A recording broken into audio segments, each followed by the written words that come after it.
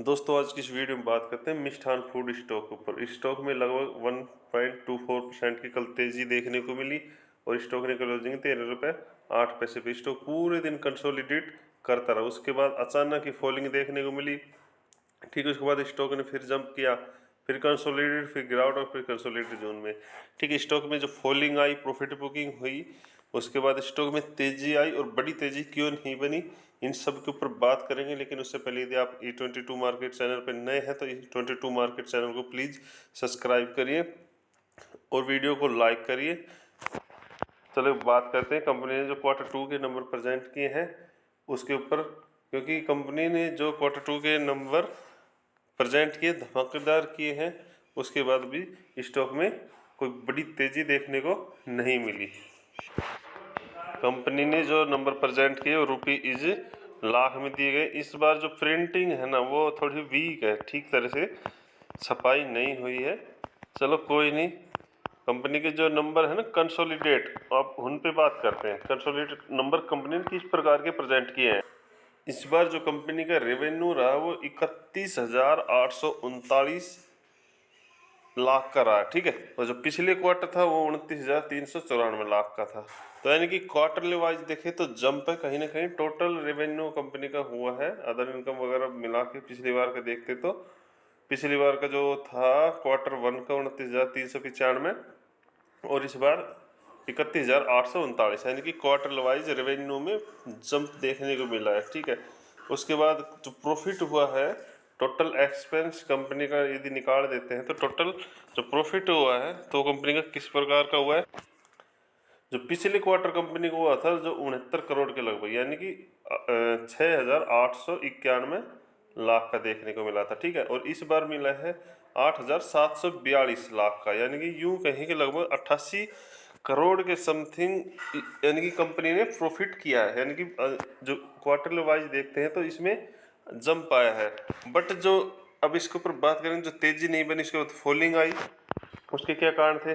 देखो सर्कल है ना, जो अर्निंग पर शेयर है इसके ऊपर गड़बड़ी लग रही है। या तो इन्होंने कुछ, क्योंकि मेरे भी कुछ समझ में नहीं आ रहा है, समझ में क्या काफ़ी निवेशकों की चीज़ समझ में नहीं आ रही है कि ये हुआ तो हुआ क्या। क्योंकि जो अर्निंग पर शेयर था EPS पिछले क्वार्टर था 0.69। ठीक है, और इस बार कितना हो गया 376.87। तो यानी कि ये तो बहुत हाई हो गया। तो ये क्यों है, क्या इनसे कोई मिस्टेक हुई है, अभी मेरे भी कुछ समझ में नहीं आ रहा है, किसी निवेशक को समझ में नहीं आ रहा। इस कारण से कहीं ना कहीं सभी निवेशक जो भी है इन्वेस्टमेंट को लेके या बाइंग को लेके, वो अभी इस पे, यानी कि कह सकते हैं कि उनकी चीज़ समझ में नहीं आई थी, बड़ी तेज़ी देखने को नहीं मिली। ठीक है, जो रुझान होना चाहिए, अच्छा बाइंग प्रेशर आना चाहिए, वो नहीं हुआ। कारण कारण सिर्फ यहीं रहा है। ठीक है, तो इसको हमने वीडियो में कल ही बना था, बट इसको अपडेट हो जाए यदि कोई करेक्शन है ना।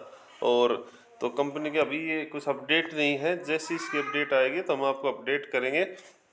ठीक है, तो कहीं ना कहीं इसको लेकर जो पॉजिटिव संकेत बनने थे स्टॉक में, वो कहीं ना कहीं कल रुक से गए। ठीक है सर, बट ये स्टॉक मैंने ऑलरेडी आपको इस लेवल पे दिया था जब स्टॉक 7 से 8 रुपए के बीच में चल रहा था। ठीक है, तो उस लेवल से स्टॉक में अच्छा प्रॉफिट देखने को मिला है और अच्छा जंप आया है। जिन निवेशकों के पास है वे सिर्फ अपनी पोजीशन अभी भी होल्ड रखो। ठीक है, EPS हो सकता है आने वाले वक्त में या कुछ सुधरती दिखाई दे या कुछ गड़बड़ी हुई है तो, बट स्टॉक को होल्ड रखो।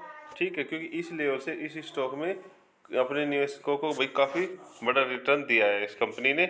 और फंडामेंटल की बात करें तो छोटी कंपनी है, सिर्फ 1300 करोड़ की कंपनी, स्टॉक भी 26 पे काम कर रही है, इंडस्ट्रीज भी 42 रुपए के लगभग है।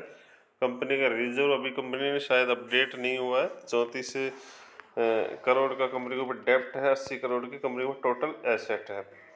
तो कहीं ना कहीं फंडामेंटल कंपनी के फाइनेंस डाटा ठीक है और कंपनी EV सेक्टर में उतर चुकी है।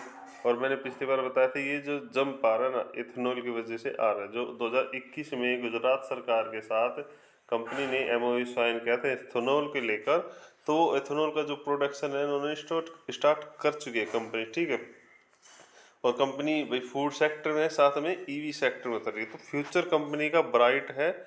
और जो 1 तारीख को कंपनी ने जो अलॉटमेंट की थी नॉन प्रोमोटर शेयर, ठीक है, और वो भी 13.5 रुपये के भाव पे दिया था, ठीक है, जबकि मार्केट में शेयर का भाव कल 12.5 के समथिंग चल रहा था, ठीक है, 13 यानी कि 13 रुपये से नीचे चल रहा था, ठीक है। तो ये चीज़ देख के चलो, ठीक है। और प्रोमोटर भी धीरे धीरे भाई इससे दारी बढ़ा रही है अपनी, ठीक है। जो इसके और जो एफआई है उसने भी भाई इसमें अपनी हिस्सेदारी बढ़ाई है। तो कहीं ना कहीं स्टॉक में है कुछ, ठीक है, ऐसे थोड़ी। तो भाई जिसके पास भी है सिर्फ स्टॉक को होल्ड रखो, अपनी पोजीशन बनाए रखो, ठीक है। जिसके पास नहीं है उस लेवल पे भी स्टॉक को खरीद सकता है, ठीक है। और कोई सवाल हो तो कमेंट करो।